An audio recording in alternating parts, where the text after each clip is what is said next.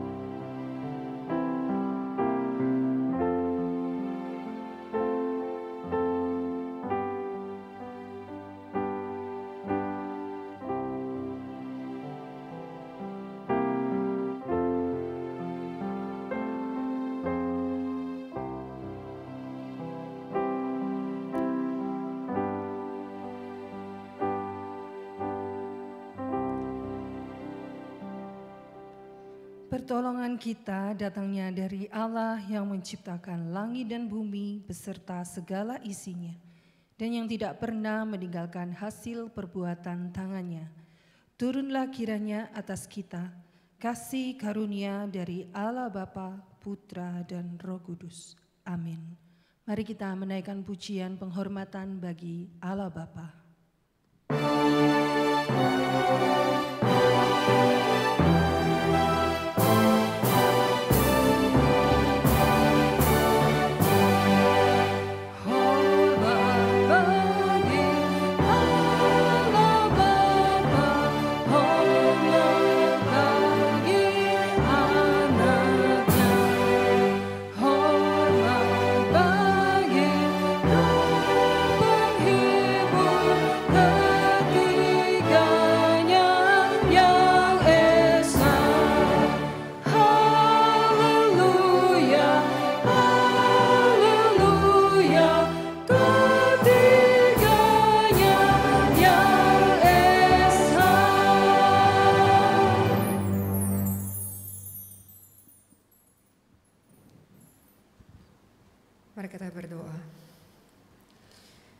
Bapa di dalam surga, inilah kami anak-anak-Mu datang menghadap hadirat-Mu yang kudus pagi hari ini. Ya Tuhan, kami bersyukur untuk panggilan-Mu kepada kami, dan kami datang dengan mengakui segala dosa dan kesalahan kami ya Tuhan. Untuk setiap hal yang telah kami lakukan sepanjang minggu ini yang bertentangan dengan isi hati-Mu. Untuk hal-hal yang Engkau ingin kami lakukan namun masih tidak kami lakukan. Ya Tuhan, kami ini masih terus bergumul dengan segala dosa dan kesalahan kami. Dan biarlah Engkau sendiri yang berkenan untuk mengampuni kami. Karena pengampunan itulah yang melayakkan kami untuk datang, masuk, beribadah, memuji dan menyembah Engkau pada pagi hari ini. Ya Tuhan, kiranya Engkau berkenan untuk mengampuni dosa kami dan memulihkan hati kami sekali lagi. Terima kasih Tuhan. Di dalam nama Yesus Kristus Allah yang mengampuni kami berdoa dan mengucap syukur. Amin.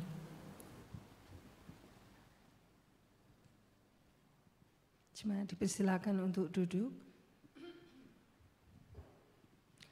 Sungguh karena kemurahan Tuhan semata, setiap kita dapat terbangun di pagi hari ini dan masih diberikan nafas kehidupan, bahkan kita dapat beribadah di tempat ini sekali lagi. Hari demi hari yang kita jalani, entah itu hari yang menyenangkan ataupun hari yang penuh tantangan, selalu ada kebaikan Tuhan yang menuntun dan menyertai langkah kita. Ada amin Bapak Ibu?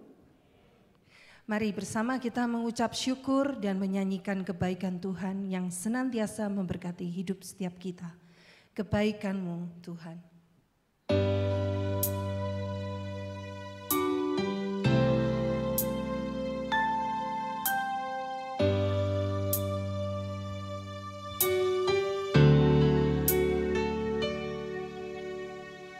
Ku cinta Kau,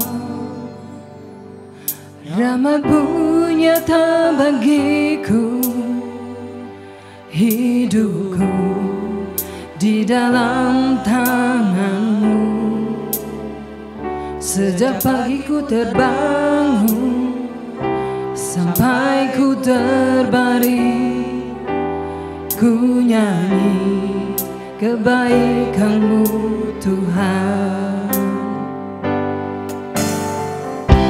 Sepanjang hidupku Kau setia, sepanjang hidupku Kau sangat baik. Nafasku memuliakan-Mu, ku nyanyi kebaikan-Mu Tuhan.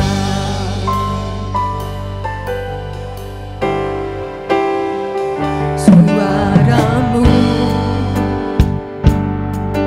tuntunku lewati api, dalam gelap Kau ada bagiku. Ku tahu sungguh Kau Bapa-Ku dan sahabatku. Ku saksikan kebaikan-Mu Tuhan. Sepanjang hidupku Kau setia, sepanjang hidupku Kau sangat baik. Nafasku memuliakan-Mu, ku nyanyi kebaikan-Mu Tuhan. Kebaikan-Mu Tuhan berkati hidupku. Kebaikan-Mu Tuhan sertai langkahku. Aku berserah datang menyembah hidupku bagi-Mu. Kebaikan-Mu Tuhan berkati hidupku. Kebaikan-Mu Tuhan berkati hidupku. Kebaikan-Mu Tuhan sertai langkahku. Aku berserah datang menyembah hidupku bagi-Mu. Kebaikan-Mu Tuhan berkati hidupku. Sepanjang hidupku Kau setia, sepanjang hidupku Kau sangat baik. Nafasku memuliakan-Mu, ku nyanyi kebaikan-Mu Tuhan. Ku nyanyi kebaikan-Mu Tuhan. Kami mengasihi-Mu Tuhan, jiwa kami mau menyembah-Mu. Oh Tuhanku yang ku kasihi, jiwaku menyembah-Mu Tuhan. Oh Rajaku, dengar doaku, dengan suaraku memuaskan hatimu.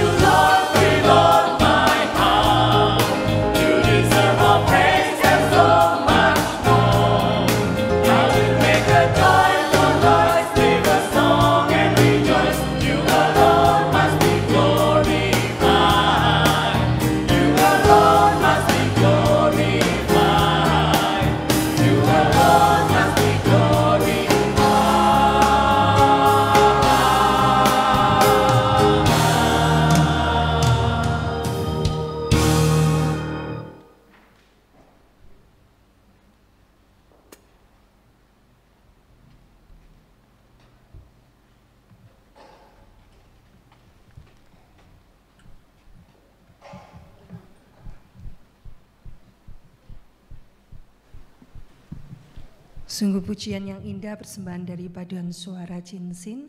Kiranya setiap kita diberkati dan hati kita dapat terus memuji dan menyembah Tuhan. Bapak Ibu Saudara, tak terasa sudah hampir 2 bulan kita melewati tahun ini. Begitu banyak kekhawatiran yang didengungkan pada saat kita memasuki tahun 2025 ini. Secara manusia, kita mungkin merasa gentar, tapi ingatlah saudara, kita ini milik kepunyaan Tuhan Yesus, Sang Gembala Agung yang sungguh amat baik.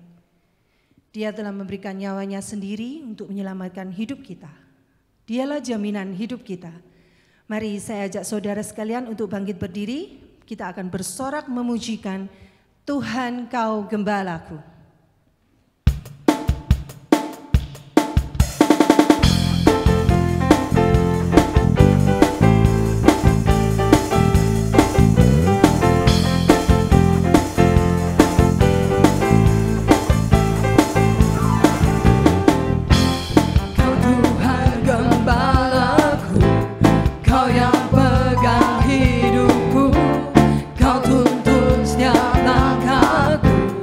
Dalam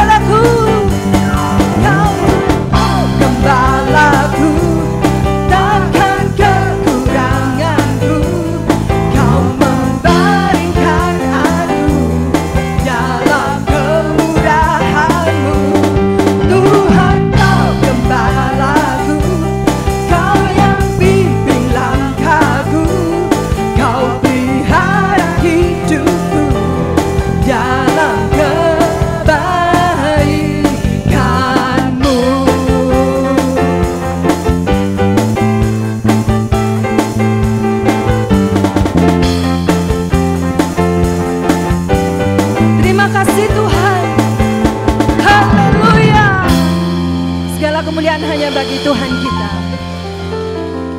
Bapak Ibu dipersilakan untuk duduk kembali. Menyambut firman Tuhan yang akan disampaikan oleh hambanya Ibu Penginjil Karmelita, marilah kita mempersiapkan hati bersama kita mau menaikkan pujian, Aku mengasihi Engkau Yesus. Biarlah hidup kita menyenangkan hati Tuhan.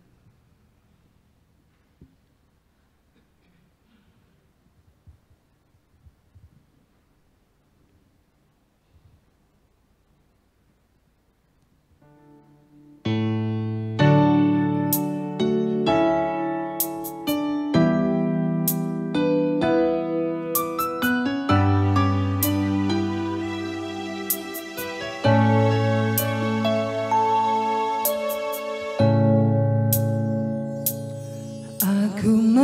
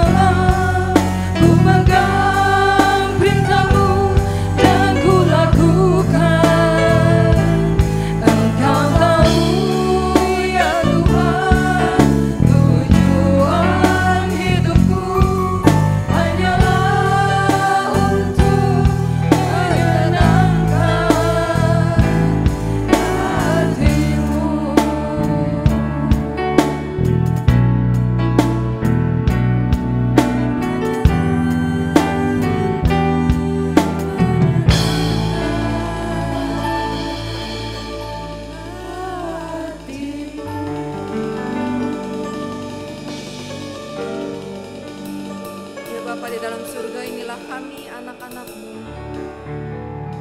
yang telah Engkau ciptakan dengan satu tujuan yang indah, yang telah Engkau tebus dengan darah-Mu.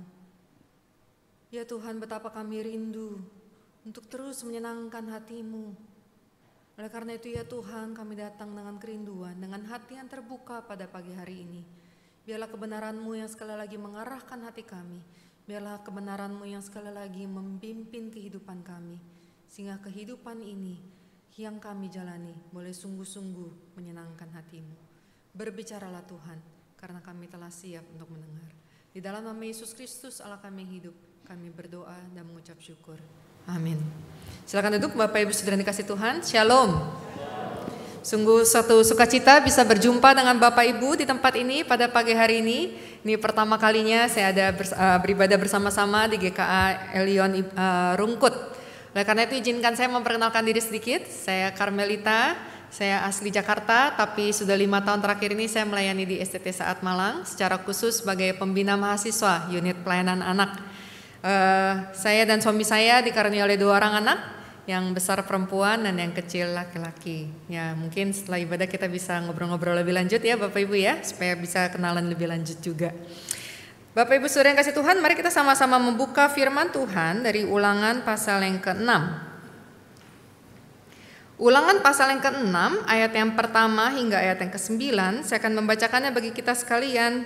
Bunyi firman Tuhan yang tercatat dalam Ulangan 6 ayat yang pertama hingga ayat yang ke-9.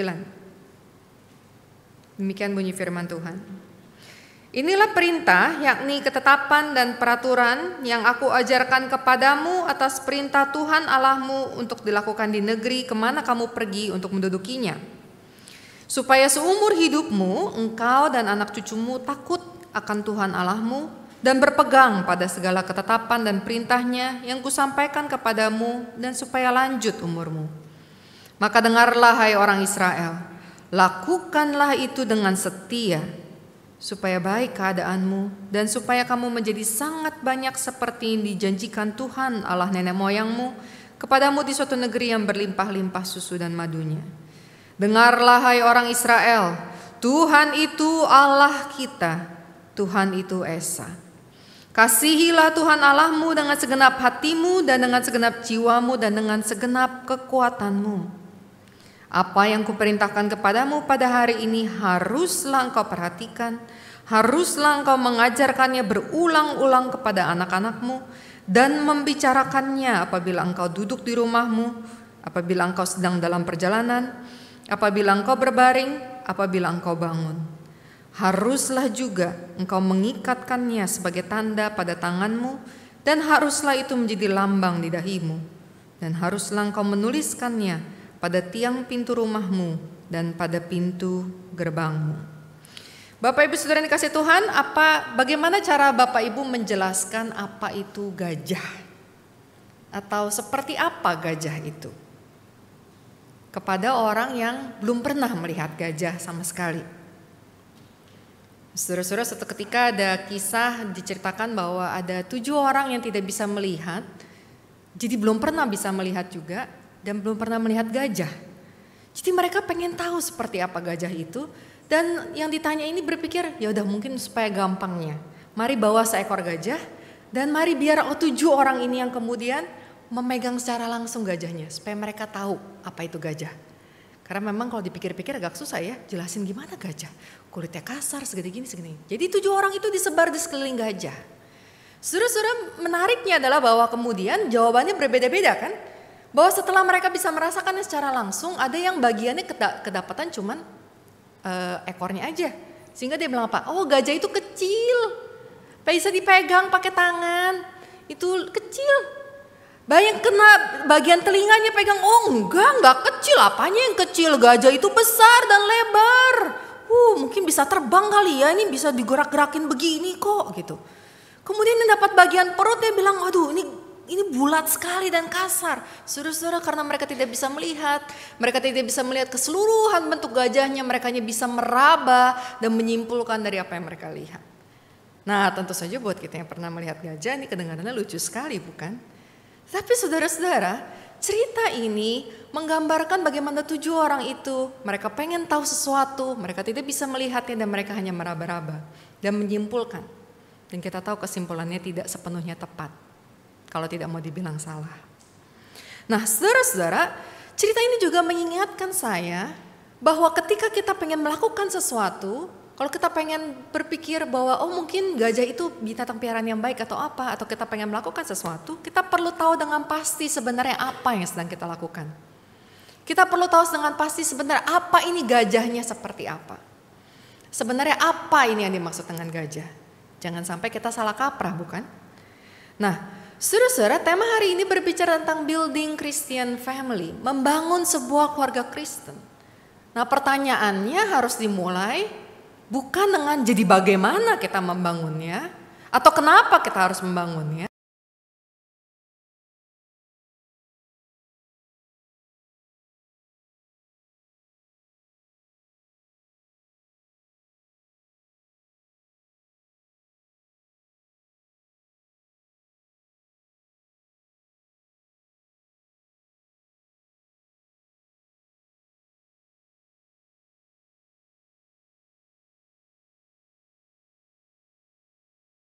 Semua anggota keluarganya beragama Kristen.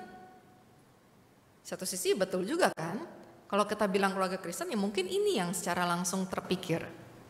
Tetapi apakah itu saja cukup? Atau mungkin yang lebih lagi, keluarga Kristen adalah keluarga yang rutin datang ke gereja setiap minggu. Setiap minggu, KU1, KU2, sekolah minggu, persekutuan doa, semuanya diikutin. Nah itu tuh keluarga Kristen tuh, keluarga Kristen yang baik. Keluarga teladan. Atau juga mungkin keluarga yang setia melayani di gereja bahkan sudah turun-temurun.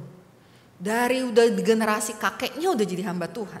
Udah dari generasi neneknya udah jadi majelis. Udah dari generasi buyutannya itu kakek neneknya lagi udah jadi guru sekolah minggu di gereja itu. Nah saudara-saudara, apakah ini yang dimaksud dengan keluarga Kristen? Nggak salah juga sih Bu Karmel. Memang ini yang biasanya muncul ya, betul juga.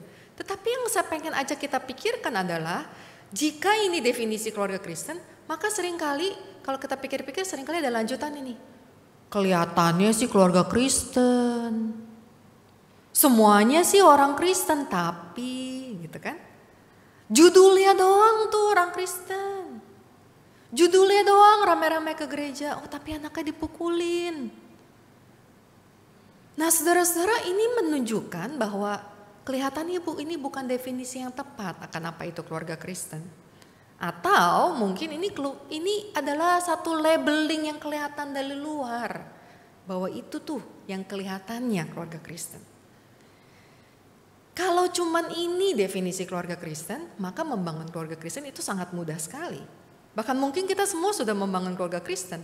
Kalau semua di kakaknya, di kartu keluarganya sudah Kristen semua, sudah lengkap kan? Nah tetapi saudara-saudara, saya yakin judul ini dipilih, saya yakin tema ini dipilih bukan berdasarkan ini tujuannya. Bukan keluarga Kristen seperti ini yang kita pengen sama-sama bangun. Dan saya juga yakin dan percaya kita tahu bahwa there is something more, ada sesuatu yang lebih tentang keluarga Kristen daripada sekedar apa yang sering muncul di dalam pikiran kita. Nah cuma jadi apa tuh keluarga Kristen? Nah sekali lagi ini penting untuk kita pahami supaya ketika kita mau membangunnya, kita memiliki tujuan yang jelas bahwa itu keluarga seperti itu yang kita pengen bangun.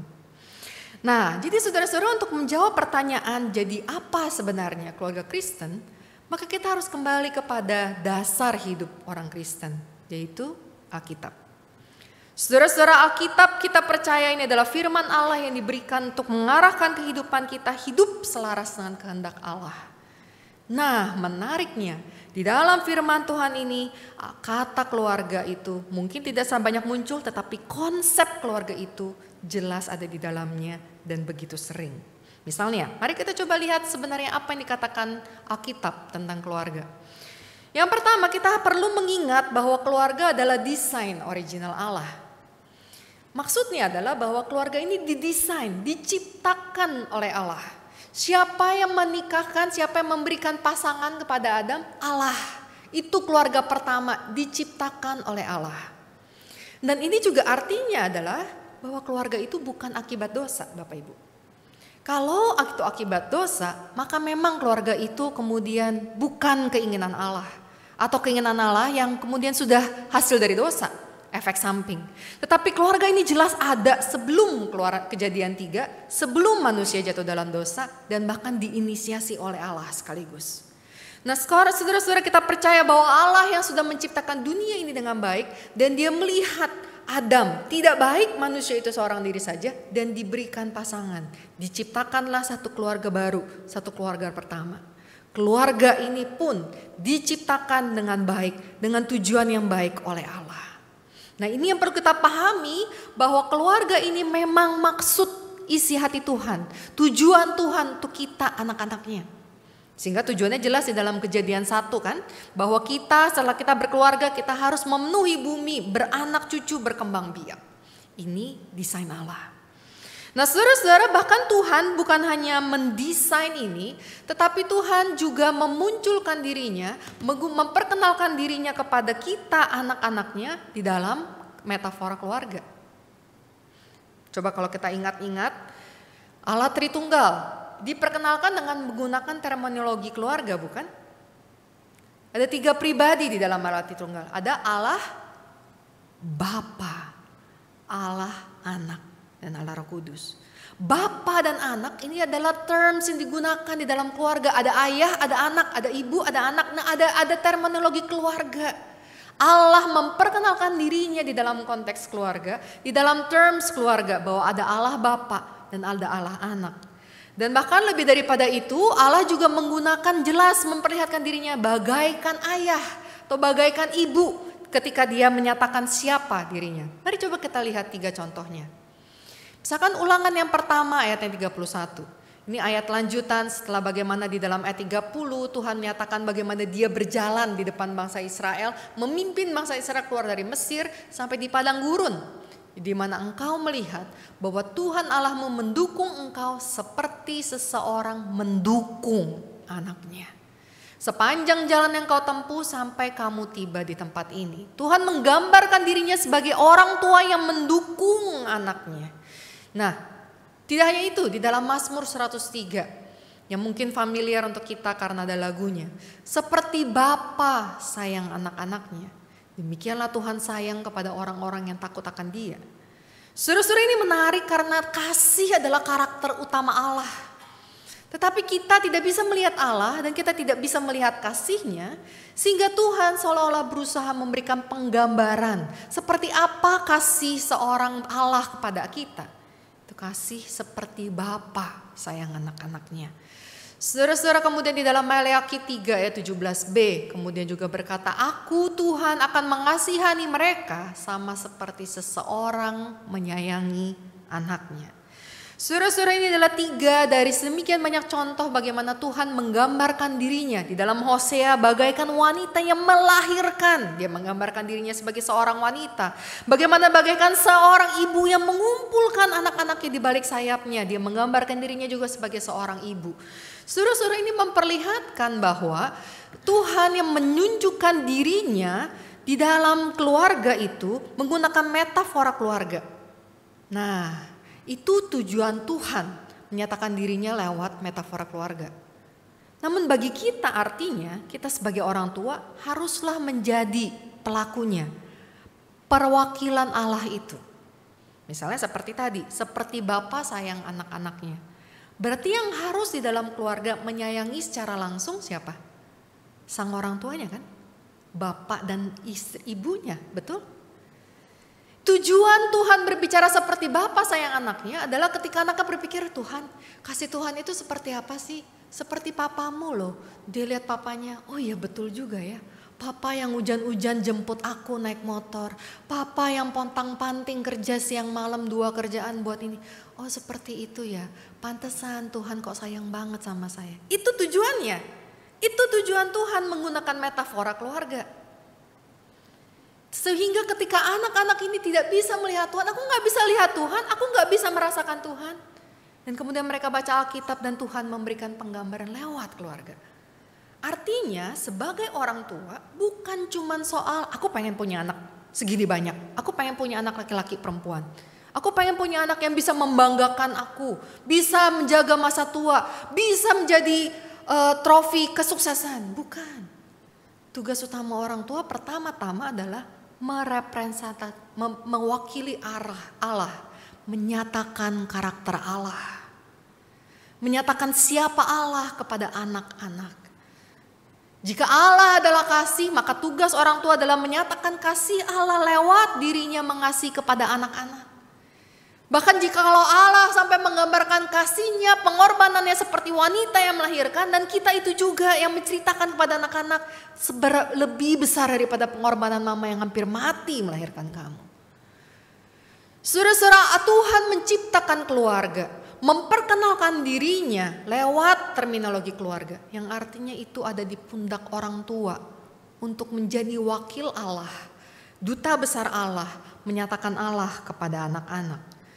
Saudara-saudara, di dalam relasi orang tua anak itulah anak belajar tentang Allah. Saudara-saudara, tidak jarang saya dengar dari cerita mahasiswa, karena kami melayani di seminari, jadi kami banyak dengar cerita mahasiswa yang mereka merasa kesulitan untuk memanggil Tuhan sebagai Bapa. Atau bahkan ada yang juga bercerita bahwa di jemaatnya benar-benar gak bisa menaikkan doa Bapa kami. Gak bisa tuh Bapa kami, gak bisa. Kenapa Bapak Ibu?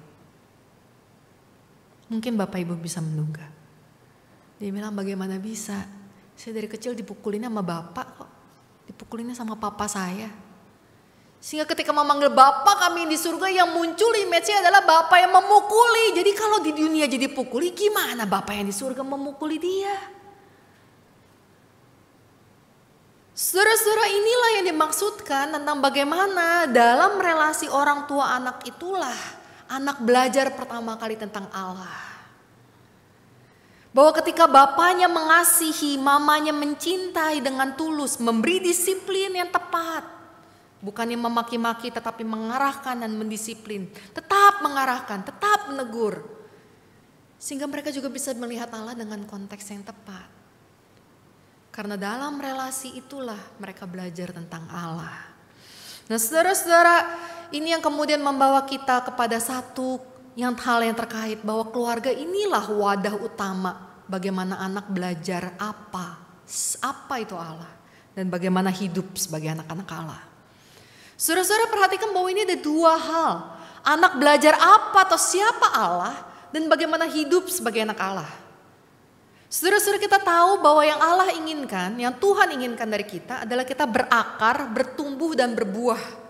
Bahwa kita bukan cuma sekedar percaya akan Tuhan, bahwa bukan kita cuma bertobat, tapi kita bertumbuh di dalam karakter yang menjadi serupa dengan Kristus dan kita berbuah. Nah, itu juga lah yang Tuhan inginkan, bahwa ketika anak itu belajar tentang Tuhan dari relasi dengan orang tua, anak juga belajar apa artinya menjadi orang Kristen. Anak juga belajar bahwa artinya menjadi orang Kristen bukan cuma soal tampil baik di gereja.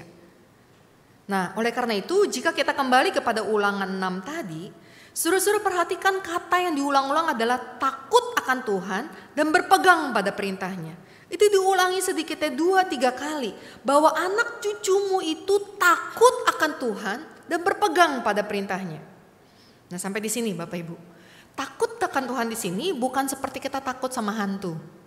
C.S. Lewis berkata bahwa ada beberapa jenis ketakutan. Kalau takut sama harimau, itu takut yang real. Memang harimau itu bisa menerkam kita. Takut akan hantu itu adalah ketakutan yang tidak terlalu real karena ada di dalam pikiran kita. Tetapi takut kepada Tuhan itu satu rasa segan, satu rasa hormat. Satu rasa kita pengen menghormati. Nah, yang ingin kita lakukan, yang diarahkan untuk dilakukan adalah bagaimana kita mengajar kepada anak-anak supaya anak-anak itu bukannya ketakutan sama Tuhan seperti takut sama singa, ketakutan sama Tuhan seperti ketakutan yang tidak real akan hantu, tapi ketakutan yang segan sama Tuhan, menghormati Tuhan sebagaimana Tuhan harus dihormati. Dan dalam kaitan dengan itu, efeknya adalah mereka berpegang pada perintahnya.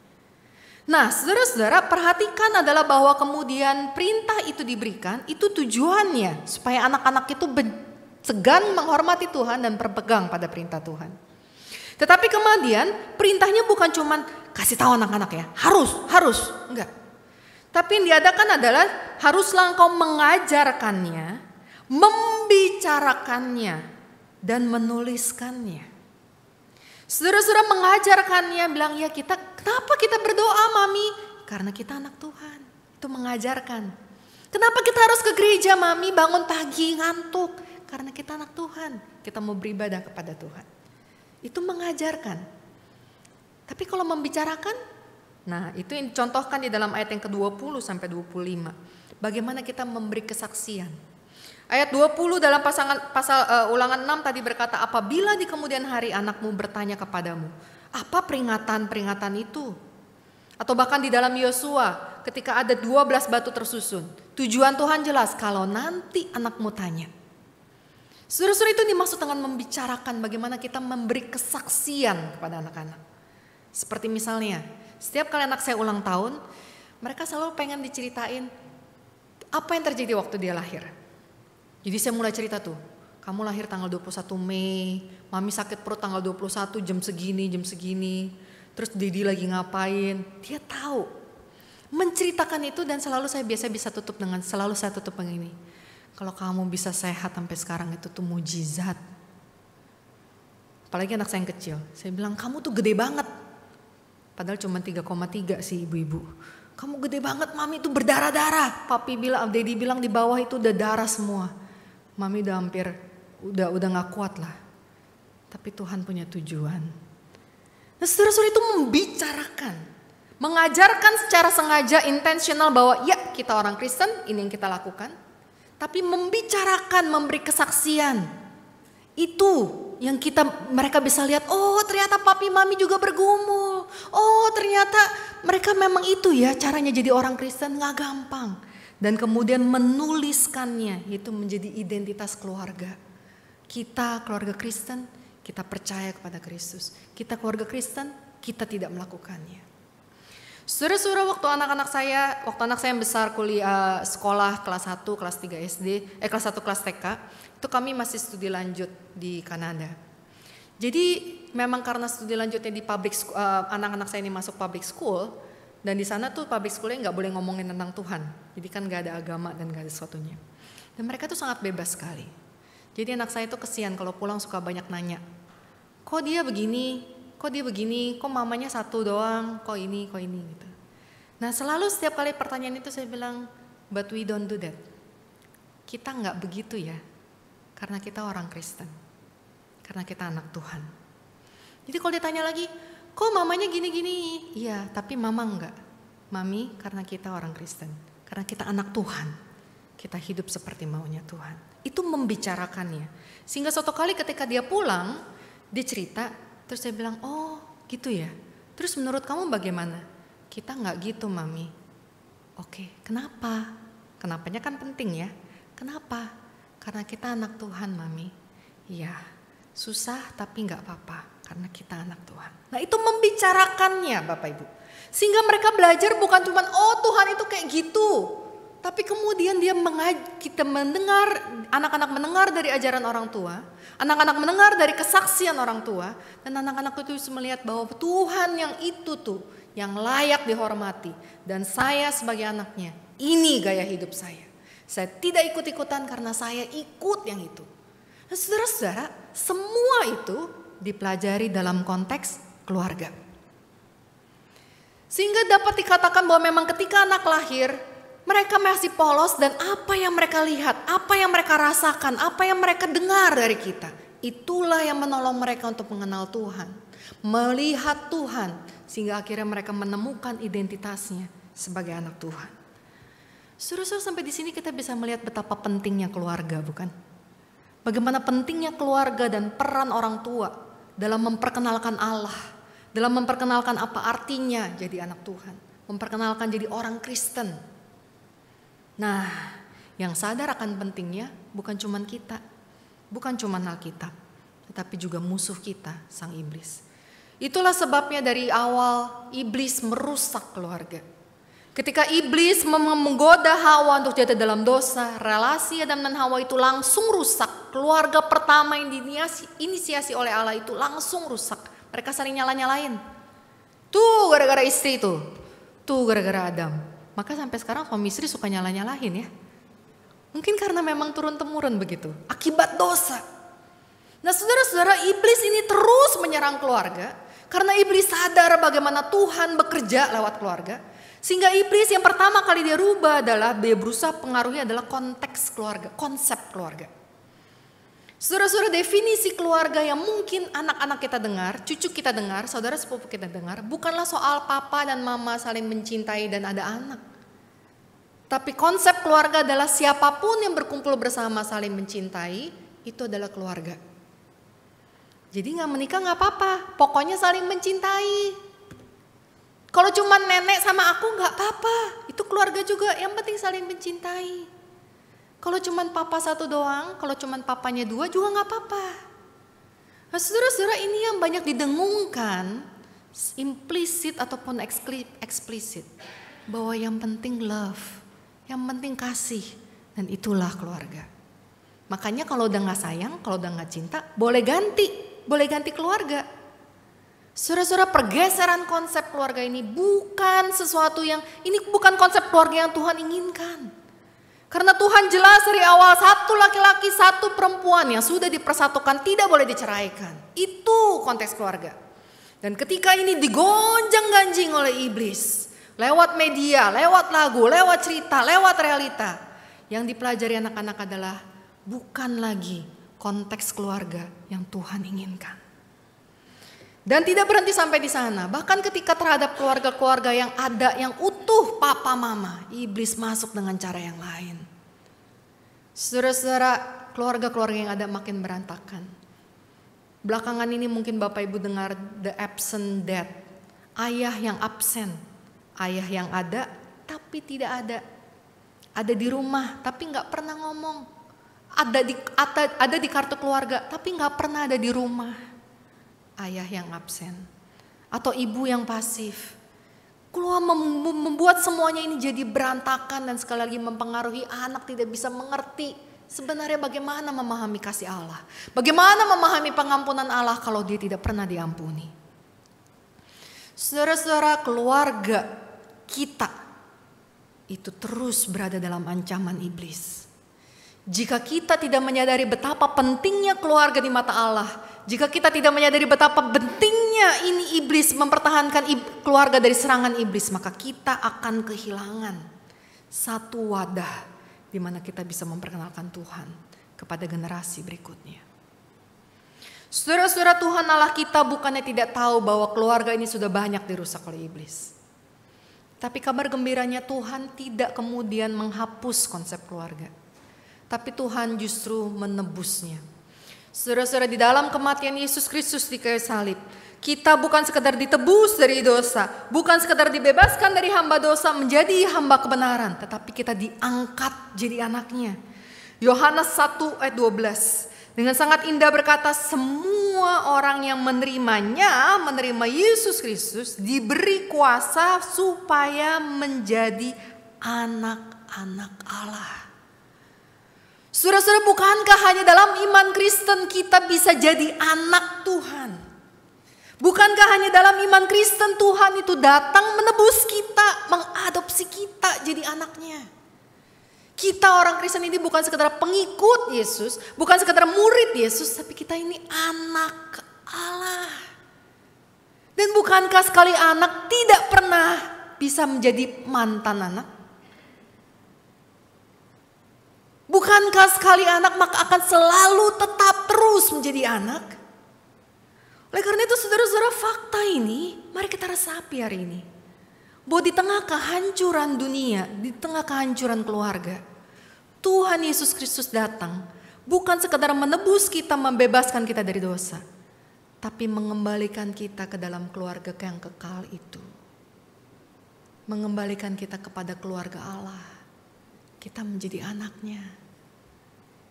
Anak Allah. Dan tidak ada yang bisa pisahkan kita dari Allah Bapa kita.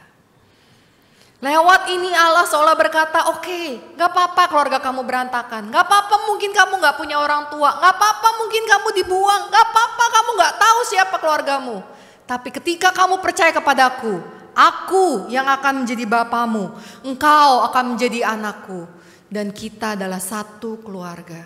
Saudara-saudara, Paulus di dalam 2 Korintus mengutip perjanjian lama dan berkata, aku akan menjadi bapamu.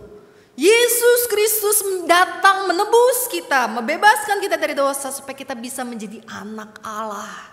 Kita bisa memanggil dia Bapa.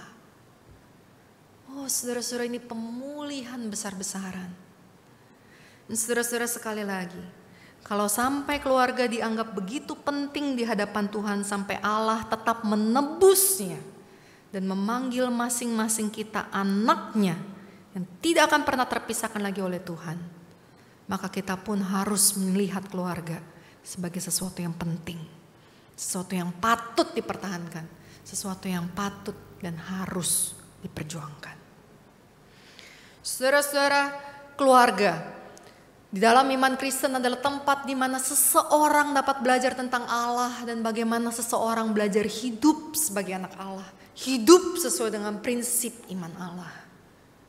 Sampai di sini mungkin secara kasar, secara garis besar kita bisa menyimpulkan bahwa keluarga Kristen adalah keluarga yang memperkenalkan Kristus dan gaya hidup anak Tuhan, hingga pada akhirnya anak-anak dan masing-masing anggota keluarganya dapat dibawa kepada Kristus. Saudara-saudara, dengan kata lain, keluarga Kristen bukan cuma soal status, label, apa yang bisa dilihat. Tapi keluarga Kristen berbicara tentang relasi di dalamnya. Apakah mereka sungguh hidup bersama dengan Tuhan? Di dalam percakapan sehari-hari, di dalam isi doa, di dalam pergumulan, di dalam perjuangan mereka. Apakah mereka berjalan bersama, bergumul bersama dengan Tuhan, men-sharingkan anugerah, men-sharingkan karakter Tuhan. Saudara-saudara, tentu saja mereka yang melakukan hal ini pasti kemungkinan besar akan terlibat dalam pelayanan gereja. Mereka pasti akan menyatakan dirinya dalam KTP, dalam dokumen sebagai orang Kristen. Tapi definisi utamanya adalah apa yang terjadi di dalam keluarga itu. Nah saudara-saudara, jika ini adalah definisi keluarga, jika ini adalah keluarga Kristen, itu keluarga di mana kita masing-masing sebagai orang tua memperkenalkan Kristus lewat apa yang kita lakukan. Bagaimana kita sebagai anak yang dewasa, anak dewasa yang mungkin menjadi Kristen duluan, menjadi saksi Kristus di dalam keluarga kita. Hingga pada akhirnya semua mereka bisa melihat Kristus. Jadi bagaimana kita bisa membangun keluarga Kristen? Itu pertanyaan kita di awal tadi, bukan? Jadi bagaimana sekarang kita membangun keluarga Kristen? Sekarang kita udah tahu ini keluarga Kristen yang perlu kita tuju, ini keluarga Kristen yang Tuhan inginkan, ini keluarga Kristen yang seharusnya, bukan yang tampak kasat mata, tetapi yang di dalamnya ada relasi yang menggambarkan Kristus dan anugerahnya. Lalu jadi bagaimana kita membangunnya? Saudara-saudara, saya ingin men-sharingkan ada beberapa hal yang mungkin kita bisa lakukan bersama-sama secara walaupun bentuknya mungkin berbeda-beda di dalam keluarga kita masing-masing. Karena mungkin ada yang keluarganya sudah anak-anaknya sudah besar atau yang belum punya anak dan yang lainnya. Tapi ini adalah satu arahan mungkin guideline yang bisa kita mulai lakukan. Yang pertama adalah bagaimana kita memulai dari titik akhir. Memulai dari goalnya. Saudara-saudara, Stephen Covey di dalam bukunya The 7 Habits of Effective People, salah satu dari 7 habit itu adalah salah satunya adalah memulai dari tujuan akhir. Karena Stephen Covey ini berkata tujuan akhir itu yang kemudian akan menentukan apa yang kita lakukan. Betul ya Bapak Ibu? Kalau tujuannya adalah mau masuk kedokteran, maka haknya kita harus sekarang belajar fisika, matematika dan segala sesuatunya. Kalau tujuan akhirnya mau masuk psikologi, mungkin yang itu gak penting, begitu kan kurang lebih. Sehingga Stephen Covey ini berkata salah satu habit yang perlu dikembangkan adalah memikirkan titik akhirnya dan kemudian itu yang menentukan apa yang kita lakukan sekarang. Sama halnya dengan membangun keluarga Kristen. Keluarga seperti apa yang kita pengen tuju, keluarga seperti apa yang kita pengen capai, keluarga satu-satunya kalau kita boleh concise mimpi kita tentang keluarga dalam satu hal. Apa itu? Dengan kata lain, apakah ada di dalam agenda kita, apakah ada di dalam pikiran kita bahwa kita pengen keluarga yang sungguh-sungguh hidup di dalam Kristus? Oh, ada dong Bu Karmel. Ya betul, saya yakin kalau ditanya pasti pengennya begitu. Nah cara ngeceknya gini ibu-ibu, bapak ibu. Cara ngeceknya yang didoain biasanya apa? Yang diminta sama Tuhan biasanya apa? Kalau doanya cuman supaya anaknya pinter, sehat, bisa jaga orang tua, hormat orang tua, nah berarti bukan tujuan akhirnya belum tuh. Tujuan akhirnya belum supaya mereka jadi Kristen, jadi sungguh-sungguh anak Tuhan. Karena sekali lagi, jika tujuan akhirnya adalah kita pengen semua anak kita, orang tua kita, anggota keluarga kita menjadi percaya sungguh, menjadi murid Kristus, bertumbuh dalam karakter Kristus, maka itu yang seharusnya mempengaruhi doa kita. Maka itu yang seharusnya mempengaruhi pembagian waktu kita sama anak-anak. Maka itu yang seharusnya mempengaruhi apa yang kita lakukan bersama dengan anak-anak. Tetapi kalau kita cuma ngomong doang, ya pengennya begitu, tapi kan susah. Pengennya begitu, tapi ternyata gak bisa. Nah, berarti belum kehidupan keluarga Kristen yang sungguh-sungguh hidup dalam Kristus itu belum sungguh jadi tujuan akhir kita. Nah, karena itu Bapak Ibu, mari kita sama-sama ambil waktu untuk memikirkan sebenarnya apa, satu hal apa yang kita inginkan dari keluarga kita. Jadikan itu tujuan titik akhir kita yang menentukan isi doa kita, yang menentukan apa yang kita lakukan kepada anak-anak, yang menentukan bagaimana kita mendisiplin anak kita. Yang kedua, perlu mulai dari orang tua. Secara khusus, orang tua yang anak-anaknya masih di rumah. Saudara-saudara, kalau anak-anaknya sudah dewasa dan sudah menikah, itu artinya mereka yang jadi orang tuanya. Perlu mulai dari mereka. Yang pasti saudara-saudara, ketika kita menjadi orang tua, secara khususnya kalau orang tua yang memang sudah menikah secara Kristen, kita perlu mulai sebagai satu tim, bersama-sama, bergandeng tangan, melakukan tugas kita sebagai orang tua. Tidak bisa hanya salah satu saja, harus bersama-sama. Tapi tentunya di dalam anugerah Tuhan, kalau memang Tuhan tahu, kemudian ada pergumulan di dalam keluarga kita, sehingga kita satu-satunya iman Kristen di antara sepasang suami istri, jangan menyerah. Berdoalah, minta anugerah Tuhan. Tapi jika dalam keluarga kita, justru kita sebagai anak dewasa yang sudah menjadi Kristen duluan, itu mulai dari kita, anaknya. Saudara-saudara, yang berikutnya mari kita mulai dari lutut yang bertelut. Saudara-saudara, lutut yang bertelut berdoa. Berdoa bagi masing-masing anggota keluarga kita. Bagaimana supaya Tuhan menangkan mereka, merebut mereka dan menyatakan diri dalam mereka. Menangis bagi mereka. Saudara-saudara, kapan terakhir kita mendoakan anggota keluarga kita? Atau kapan kita berdoa bagi mereka untuk keselamatan mereka? Untuk kehidupan rohani mereka? Atau kita kadang hanya berdoa, curhat sama Tuhan tentang susahnya nih anak, susahnya nih papa mama. Tapi kapan kita berlutut berdoa, kita minta Tuhan kasihanilah anggota keluargaku ini. Mari kita sebagai orang tua, mari kita sebagai anak-anak Tuhan, kita yang berlutut menjadi tiang doa bagi keluarga kita. Dari doa itulah kita bisa membangun keluarga yang berjalan dalam Tuhan. Berikutnya mulai dari kebiasaan kecil. Saudara-saudara, saya yakin dan percaya kita pasti pernah sebagai satu gereja di-encourage, didorong untuk melakukan family altar atau persekutuan keluarga. Atau mungkin juga didorong untuk melakukannya tiap hari. Saudara-saudara, kalau memang saudara-saudara belum pernah melakukannya, kemudian lompat ke melakukannya tiap hari, mungkin memang kedengarannya agak sulit. Tetapi mari bukan berarti itu tidak mungkin sama sekali. Mari kita mulai dikit-dikit, misalnya seminggu sekali. Dua kali seminggu, 3 kali, sedikit tapi konsisten. Wah, Bu Karmel nggak mungkin lah itu kumpulin satu keluarga. Satu kuliah di sini, satu pacaran ke sono, nggak bisa. Pasrah, jangan Bapak Ibu. Coba kita pikir kebiasaan kecil apalagi yang bisa kita lakukan dalam keluarga Bapak Ibu. Coba pikir satu momen apa yang bisa satu keluarga ngumpul. Oh, makan, biasanya makan malam masih kumpul ya, atau masih gampang lah kumpulin orang makan karena semua orang lapar kan. Nah, di dalam momen makan itu kita gunakan untuk berdoa bersama. Kebiasaan kecilnya apa? Itu makan bersama tanpa handphone. Saudara-saudara, ini kelihatannya kecil, tapi kadang-kadang belakangan ini makin banyak yang saya lihat keluarga makan di restoran, gak ada yang ngomong sama sekali satu sama lain. Semua lebih sibuk fotoin makanannya daripada ngobrol sama keluarganya. Kadang-kadang saya gak mau ngomong supaya anak-anak saya gak sadar. Tapi kadang-kadang anak saya bilang, Mami, mereka semua main handphone. Iya, makanya kita enggak, saya bilang. Makanya kita enggak ya, makanya kita ngobrol. Tetapi anak saya melihat contoh ini di kanan kiri. Nah, oleh karena itu mari saya men-challenge, kalau lompatannya terlalu jauh untuk ke family altar, setidaknya mari kita mulai makan bersama tanpa handphone dan berdoa bersama pegangan tangan. Bersyukur untuk makanan ini dan coba tanya bagaimana kehidupan mereka satu-satu. Wah, Bu Karmel, anak saya emang gak bakal jawab.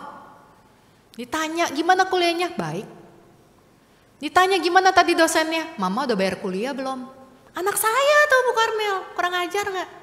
Tuhan kasih anak kayak gini. Nah, ibu-ibu, bapak ibu hati-hati tuh kalau udah nyampe situ. Bukankah keluarga ini inisiasi Tuhan? Bukankah anak ini juga pemberian Tuhan? Kalau kita udah mulai ngomel-ngomel gitu, yuk kita berdoa. Tuhan, tolong mulai dari saya mengasihi anak ini. Tolong mulai dari saya mengampuni anak ini. Kita gak bisa family devotion sama-sama kalau isinya tuh makanya baca firman Tuhan. Tuh mami gak ngelakuin, gak bisa family altar kalau tunjuk-tunjukkan. Maka itu tadi maksud saya. Kita mulai dari orang tua yang udah berasa duluan. Kita mulai berdoa nangis duluan, minta ampun. Minta mengasihi anak. Bapak ibu yang mungkin anaknya lebih dari satu, mungkin ada kita lebih suka sih yang satu sedikit daripada yang lain. Kita rasanya gak berasa, anak-anak berasa. Anak-anak tuh yang suka ngomong, mami lebih sayang koko, papa lebih sayang dede. Yang kayak gitu ketika kita dengar, mungkin kita marah. Tapi jangan marah Bapak Ibu, mari kita berlutut, kita mohon ampun. Kita mohon ampun. Kita berlutut berdoa minta Tuhan menyirami kita dengan kasih-Nya supaya kita bisa mengasihi mereka. Kita minta Tuhan mengampuni kita supaya kita bisa mengampuni mereka. Sehingga ketika di dalam meja makan itu, baru meja makan malam itu saja, kita memegang tangan bersama, kita bisa merasa iya ini anak pemberian Tuhan. Dan anak itu bisa merasa mama berubah dikit-dikit, pelan-pelan. Saudara-saudara, mari kita mulai dengan lutut yang berdoa. Gak bisa berlutut gak apa-apa, mari tetap berdoa. Minta Tuhan bekerja lewat kita sebagai orang tua. Minta Tuhan bekerja lewat kita sebagai anak dewasa. Sehingga kita kemudian memulai kebiasaan-kebiasaan kecil. Kalau kebiasaan makan malam bersama masih dirasa susah juga, mari mulai dengan biasa memberikan berkat di pagi atau malam. Oh Bu Karmel, saya bukan hamba Tuhan, bagaimana saya bisa memberi berkat? Tetap bisa. Katakan Tuhan berkati. Tuhan Yesus sayang. Setiap kali mereka mau pergi, Tuhan Yesus berkati, Tuhan Yesus sayang. Sebelum tidur, Tuhan Yesus temani, Tuhan Yesus jagai. Anak-anak mungkin awalnya risih, tapi kebiasaan kecil itu sebenarnya berbicara kepada kita dan juga berbicara kepada mereka. Yang terakhir, yang penting kita lakukan adalah kita mulai dari sekarang. Kadang-kadang kita tunggu waktu yang tepat. Resolusi tahun baru, aduh Bapak Ibu lama benar, baru Februari ya. Kalau tunggu nanti resolusi tahun depan mulai keluarga, membangun keluarga, lama Bapak Ibu. Tuhan Yesus takutnya keburu datang. Mulai dari sekarang. Mulai dari tanggal 1 Maret gak boleh Bu Karmel. Kan bentar biar bagus gitu, biar pas gitu. Enggak, mulai dari sekarang. Sebelum iblis itu mulai menggoyahkan kita lagi. Kita mulai dari sekarang. Mulai dari sekarang nih, kalau ada anak-anak Bapak Ibu di kanan kiri, anak-anak Bapak Ibu di sekolah minggu, peluk mereka, panggil, kamu ciptaan Tuhan, kamu punya arti. Kebiasaan memberi berkat kepada mereka yang Tuhan percayakan pada kita. Saudara-saudara, keluarga Kristen memang secara kasat mata terlihat dari luar, tetapi yang Tuhan inginkan adalah keluarga yang bergerak di dalam anugerah Tuhan, yang memancarkan refleksi kasih Tuhan.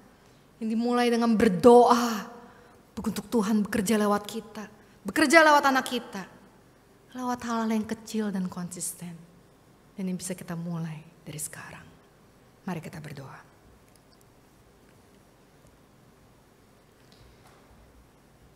Mari saya mengundang Bapak Ibu Saudara sekalian untuk berdiri dan untuk kita tutup di dalam doa bersama. Dan mari saya mengajak kita, sebelum saya tutup dalam doa, kita berdoa masing-masing untuk keluarga kita. Baik untuk keluarga asal kita, yang mungkin kita masih tinggal dengan orang tua kita. Atau keluarga yang sedang kita bina dengan pasangan kita. Mari kita ambil waktu untuk berdoa. membawa mereka kepada Tuhan. Mari kita mengambil waktu berdoa bersyukur karena mereka adalah pemberian Tuhan. Mari kita juga berdoa memohon ampun kalau selama ini kita mungkin jarang bersyukur untuk mereka. Mari kita bawa keluarga kita kepada Tuhan. Mari kita bersyukur untuk mereka. Mari kita berdoa untuk mereka, untuk masing-masing keluarga kita. Mari kita sama-sama berdoa.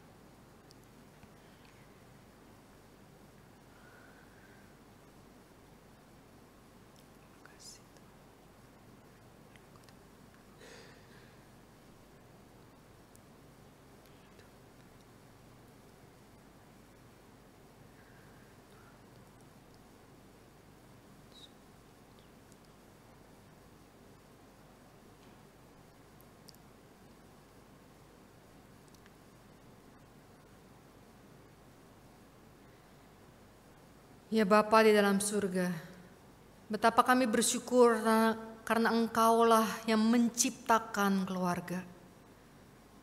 Bahkan Engkau terus menyatakan diri-Mu lewat keluarga. Dan Engkau yang menjadikan kami keluarga-Mu, mengangkat kami menjadi anak-anak-Mu. Oh Tuhan, terima kasih. Terima kasih karena Engkau adalah Bapa kami. Dan tidak ada yang dapat memutuskan relasi keluarga ini. Oleh karena itu ya Tuhan, biarlah Engkau juga yang menolong kami. Supaya sebagai anak-anak-Mu, kami juga boleh membangun keluarga di dalam Engkau. Membawa keluarga kami kepadamu. Sehingga kami semua boleh menjadi satu keluarga besar Allah. Bekerjalah lewat kami para orang tua Tuhan. Bekerjalah lewat kami para anak-anak dewasa. Bekerjalah lewat kami ya Tuhan. Supaya kami boleh sama-sama mengarah kepada Yesus Kristus, mengarah kepada Allah Bapa kami, keluarga kami. Ya Bapa, kami juga yang membawa keluarga rohani Satu Tubuh Kristus GKI Alyon Rungkut ini ya Tuhan. Biarlah Engkau juga yang bekerja di keluarga ini, keluarga rohani ini ya Tuhan. Biarlah Engkau yang mengadakan kebangkitan rohani di gereja ini. Biarlah Engkau yang membawa kesegaran rohani di gereja ini ya Tuhan. Sehingga kami boleh bersama-sama menjadi satu keluarga Allah yang utuh dan komplit dan bertumbuh berbuah bersama bagi kemuliaan Tuhan. Ya Tuhan, Engkau yang mengerti pergumulan gereja ini. Biarlah Engkau yang bekerja di dalamnya. Sehingga ada orang-orang yang mencintai Engkau, yang berlutut menangis bagi gereja Tuhan ini. Dan ada kebangkitan rohani terjadi. Sehingga kami boleh mendengar sorak-sorai kemenangan, bagaimana jiwa-jiwa dibawa untuk Tuhan, bagaimana pemulihan terjadi di dalam gereja ini. Ya Tuhan, kami juga yang menyerahkan untuk negara kami, negara Indonesia. Ya Tuhan, kami bersyukur untuk anak-anak-Mu yang ada mendapat posisi di pemerintahan. Kami berdoa biarlah kiranya mereka boleh dipakai oleh Tuhan untuk membawa kebangunan, untuk membawa perbaikan bagi negara ini ya Tuhan. Dan biarlah Engkau juga yang terus menguatkan mereka agar mereka boleh melakukan tugas dan kewajiban mereka dengan penuh integritas sebagai anak-anak Tuhan. Sehingga meskipun mungkin tidak kami dengar, tapi kami boleh tahu dan kami boleh percaya bahwa iman mereka membawa hasil yang berbeda di tempat mereka bekerja. Sehingga negara ini perlahan-lahan boleh menuju perbaikan, boleh terjadi kebangunan di dalamnya. Ya Tuhan, terima kasih untuk keluarga besar Alyon Rungkut ini. Terima kasih untuk negara kami. Terima kasih untuk keluarga yang kepadanya kami akan pulang pada hari ini. Biarlah kami menyerahkan semuanya ke dalam tangan-Mu dan bekerjalah di dalamnya Tuhan. Kasihanilah kami dan biarlah anugerah-Mu boleh terus dinyatakan di dalam keluarga kami, gereja kami, dan negara kami. Terima kasih Tuhan. Di dalam nama Yesus Kristus Allah kami yang hidup, kami berdoa dan mengucap syukur. Amin. Sambil tetap berdiri, mari bersama dengan gereja di segala abad dan tempat, kita mau menyatakan pengakuan iman rasuli yang berbunyi demikian. Aku percaya kepada Allah, Bapa yang Maha Kuasa, Khalik langit dan bumi, dan kepada Yesus Kristus Anaknya yang tunggal Tuhan kita, yang dikandung dari Roh Kudus, lahir dari anak darah Maria, yang menderita sengsara di bawah pemerintahan Pontius Pilatus, mati dan dikuburkan dalam kerajaan maut. pada hari yang ketiga bangkit pula dari antara orang mati, naik ke surga, duduk di sebelah kanan Allah, Bapa yang Maha Kuasa. Dan dari sana ia akan datang untuk menghakimi orang yang hidup dan yang mati. Aku percaya kepada Roh Kudus, gereja yang kudus dan am, persekutuan orang kudus, pengampunan dosa, kebangkitan tubuh, penghidup yang kekal. Amin. Silakan duduk Bapak Ibu.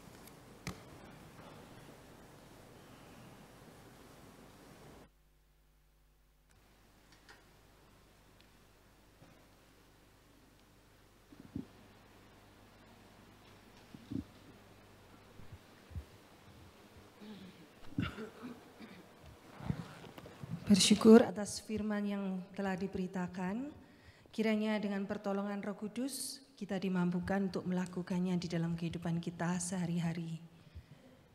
Bersyukur juga untuk rancangan Tuhan yang pastinya adalah yang terbaik dan terindah bagi setiap kita. Bukan sebuah kebetulan bahwa kita ini ditempatkan di dalam keluarga kita. Apapun peran kita di dalam keluarga yang sudah Tuhan titipkan itu, biarlah kita menjalaninya dengan penuh tanggung jawab. Kiranya hidup setia dan takut akan Tuhan, serta selalu ingin menyenangkan hati Tuhanlah yang menjadi kerinduan setiap kita. Sebab kita dan keluarga adalah milik kepunyaan Tuhan. Dan kini saatnya kepada setiap kita diberikan kesempatan untuk memberikan persembahan. Mari berikan yang terbaik hanya untuk Tuhan yang telah terlebih dahulu memberikan yang terbaik buat kita semua. Bersama kita akan pujikan milik-Mu Tuhan.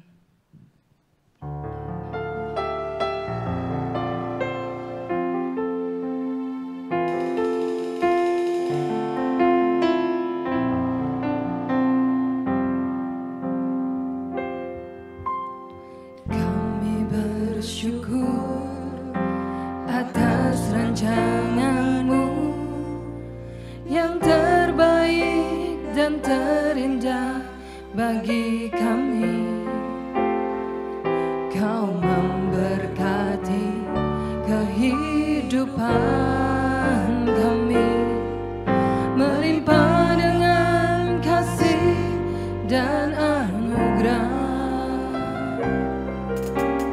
Kami bersyukur atas rancangan-Mu yang terbaik dan terindah bagi kami.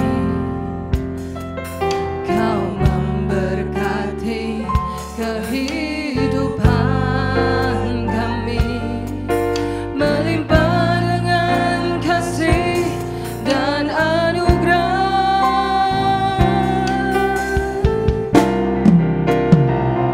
Kami dan seisi rumah kami bersehati untuk terus memuji, menyembah-Mu Yesus Tuhan hingga akhir, bahkan sampai keturunan kami. Hidup kami milik-Mu ya Tuhan. Kami sungguh bersyukur Tuhan atas rancangan-Mu yang terbaik dan terindah bagi setiap kami.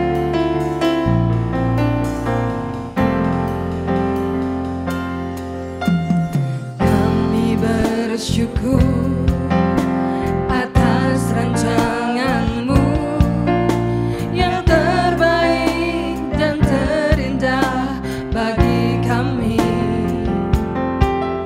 Kau memberkati kehidupan kami, melimpah dengan kasih dan anugerah. Kami dan seisi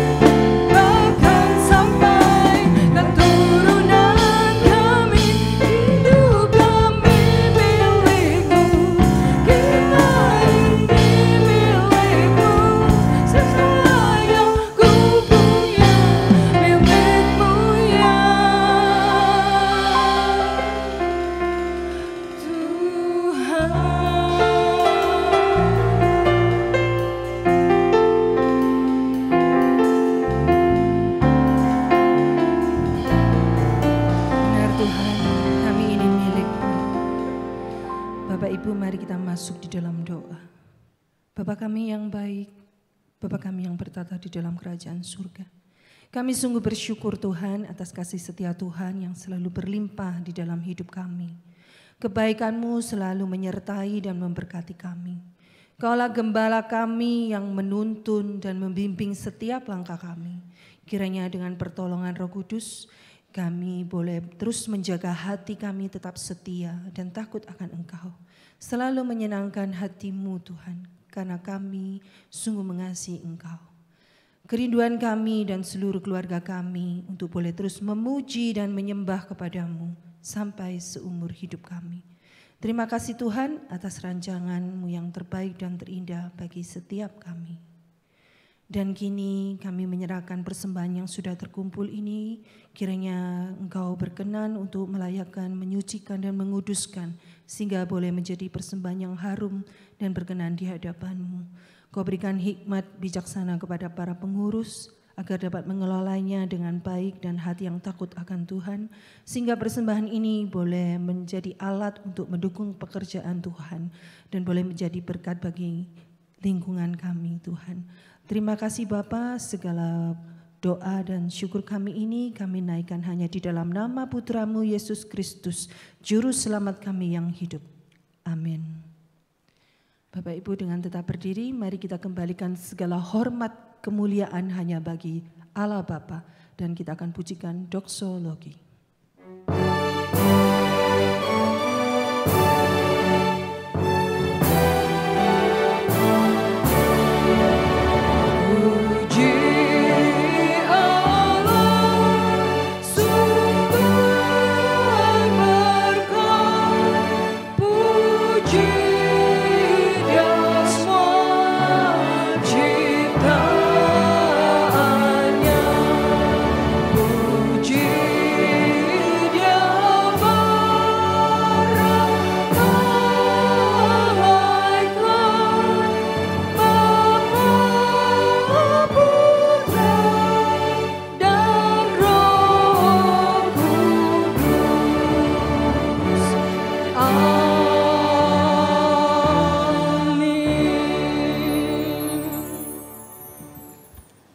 Jemaat yang dikasihi oleh Tuhan, pulanglah, lakukanlah kebenaran firman Tuhan, dan biarlah kebenaran itu memerdekakan hidupmu. Karena itu arahkan hatimu kepada Tuhan, dan terimalah berkat daripadanya.